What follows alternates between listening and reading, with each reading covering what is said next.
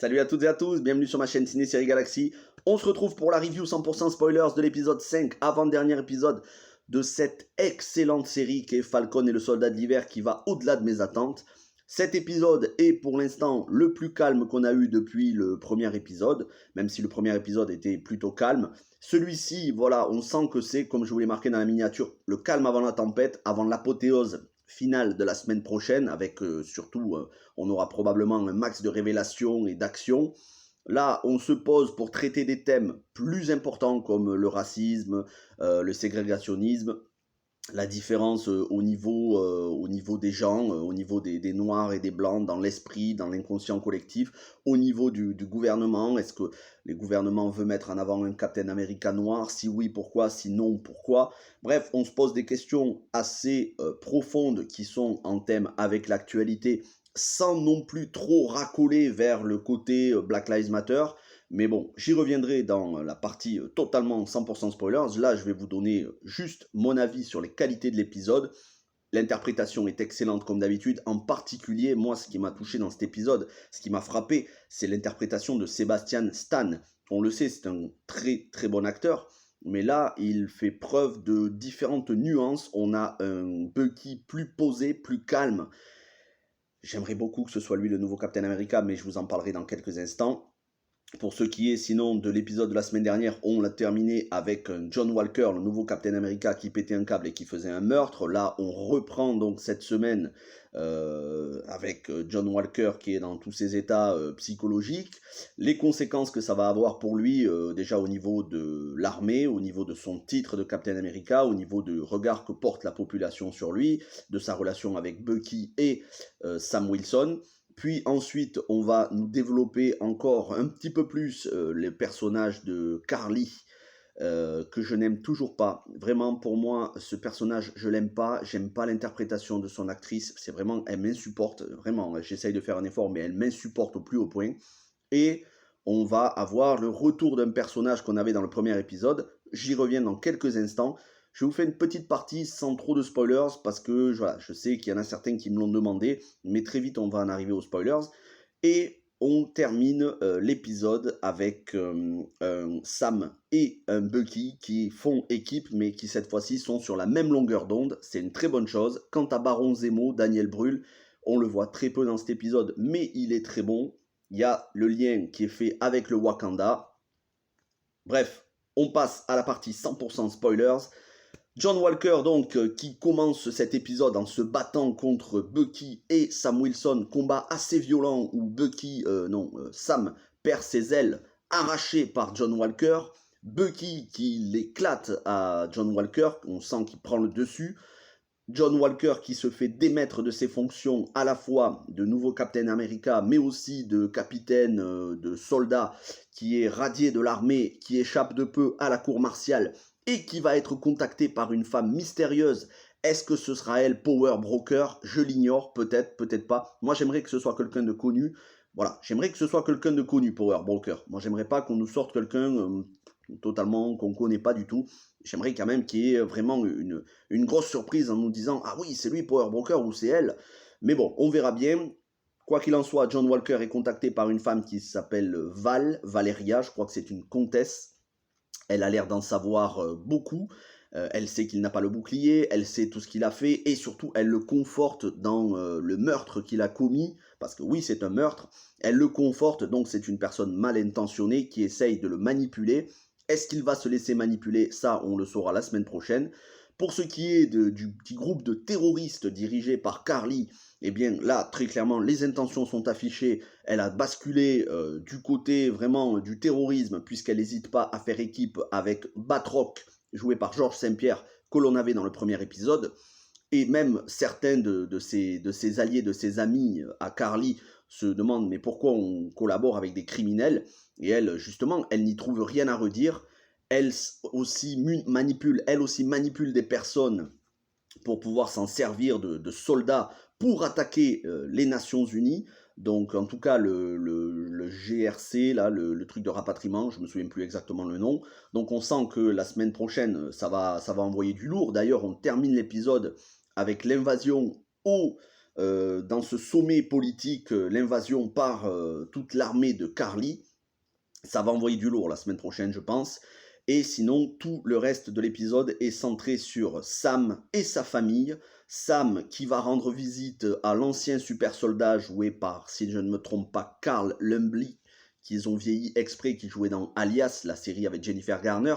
D'ailleurs, qu'on avait vu ce personnage, je crois, de Isaiah, mais je me souviens plus exactement son nom, qu'on avait vu dans quelques épisodes précédents.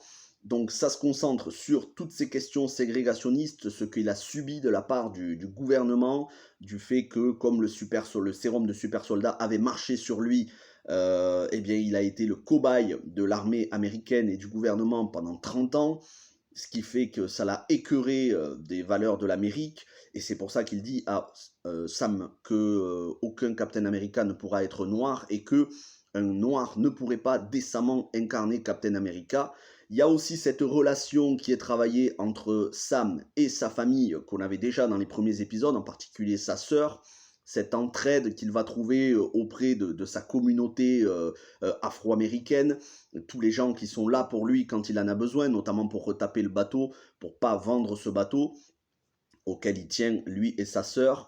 Donc il va y avoir un rapprochement avec sa sœur, et il va y avoir un rapprochement avec Bucky, qui va enfin comprendre pourquoi Sam n'avait pas accepté le bouclier, avait rendu le bouclier, toute la difficulté de porter ce bouclier pour quelqu'un de noir dans un monde qui, bien qu'il y ait eu Thanos, les conséquences, le snap, le retour des gens, qui, eh bien, malheureusement, n'a pas l'air d'avoir tant changé que ça dans ses valeurs, parfois un peu suprémacistes, pro-blanches. Mais la série ne tombe pas dans le militantisme politique du style Black Lives Matter, et tant mieux d'ailleurs, j'aurais pas supporté, parce que je supporte pas tout ce militantisme et cette victimisation. Heureusement, la série ne va pas vers ça. C'est une bonne chose, on se recentre sur l'univers Marvel, sur les méchants. La semaine prochaine, probablement qu'on reverra le général Ross. J'ai cru l'entreapercevoir à la fin de l'épisode. Donc pour l'instant, du tout bon. On arrive à faire réfléchir les gens sur la ségrégation sans tomber dans trop de politique non plus. Une bonne chose. Et puis, il y a Baron Zemo qui est épargné par Bucky. On sent quand même le respect de Baron Zemo pour Bucky. Voilà, Daniel Brühl est vraiment excellent. On le voit très peu dans cet épisode, mais le peu qu'il y a de l'intensité dans son jeu d'acteur. Donc Bucky remet Baron Zemo au Wakanda. Wakanda qui donne une mallette avec probablement un nouvel équipement pour Sam le Faucon, peut-être de nouvelles ailes, peut-être un nouveau costume, je ne sais pas, on le verra la semaine prochaine. On termine justement sur cette image de Bucky, de Sam qui ouvre la valise remise par Bucky, remise par le Wakanda, et notamment Ayo, et on va enfin, durant une bonne partie de l'épisode, notamment dans la dernière partie de l'épisode, avoir l'entraînement de Sam pour devenir Captain America, en tout cas pour porter le bouclier, mais aussi la rédemption quelque part qui va s'enclencher, la rédemption finale de Bucky pour oublier son passé de tueur, qui cette fois-ci, sur les conseils de Sam, va s'attarder à demander pardon, essayer d'apporter de la paix aux victimes, ou en tout cas aux familles de victimes qu'il a fait quand il était soldat de l'hiver.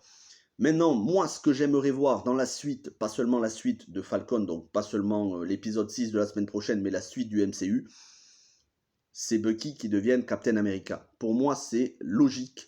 C'est Bucky qui connaît le mieux Steve Rogers. Il était là dans les années 40, pendant la Seconde Guerre mondiale. C'était son meilleur pote. Il a tout fait pour se racheter. Il a lutté aux côtés des Avengers.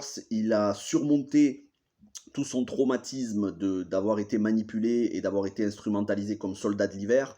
Il essaye vraiment de porter les valeurs de Steve. C'est quelqu'un qui est beaucoup plus apaisé, beaucoup plus pacifique, qui arrive à se maîtriser. Pour moi, c'est lui le Captain America, et surtout c'est un super soldat. C'est un soldat qui a eu le sérum de super soldat. Pour moi, ça doit être lui le nouveau Captain America. Je pense que Sam serait un Captain America très bon, mais temporaire. J'aimerais, voilà, au final, que ce soit Bucky Barnes qui reprenne le flambeau. Pour moi, ce serait le plus logique, et c'est ce que je veux voir. Mais ça se fera peut-être pas dans la série Falcon et le Soldat d'hiver.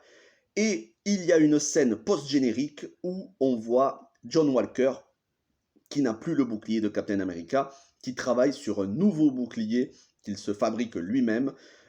Est-ce qu'il va se mettre au service de cette comtesse mystérieuse qui s'appelle Valeria? Est-ce qu'il va basculer du côté obscur pour finalement revenir du bon côté? Ou est-ce qu'au contraire, il va essayer de se racheter pour le meurtre qu'il a commis?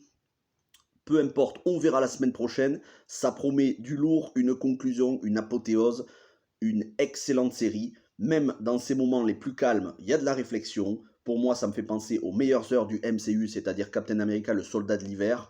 Même Civil War, qui était très bon aussi. Très très content et hâte de voir l'épisode de la semaine prochaine. Juste un petit point négatif. Faut peut-être pas abuser avec le générique quand même. Il dure 10 minutes, c'est trop. Voilà. Même dans les gros blockbusters au cinéma, les génériques ne durent pas 10 minutes. Là, c'est un peu abusé. L'épisode, je me suis dit 1 heure, super. Au final, 50 minutes. Alors, ça reste quand même excellent. C'est toujours mieux que les 1/2 heure de WandaVision. Mais bon, faut peut-être pas abuser quand même 10 minutes de générique. Allez, sur ce, on se retrouve la semaine prochaine. Passez une bonne soirée. N'hésitez pas à me donner vos théories. N'hésitez pas à me donner vos théories pour l'épisode de la semaine prochaine et pour le reste du MCU. Ça m'intéresse. Et puis voilà, vous le savez, j'aborderai toutes les séries du MCU, y compris Loki, What If, Miss Marvel, She-Hulk, toutes. De toute façon, voilà, je suis fan de Marvel. Il n'y a pas de problème. Merci à tous. Bonne soirée et surtout bon week-end. On se retrouve demain et dimanche pour 2 critiques de films. Ciao, ciao.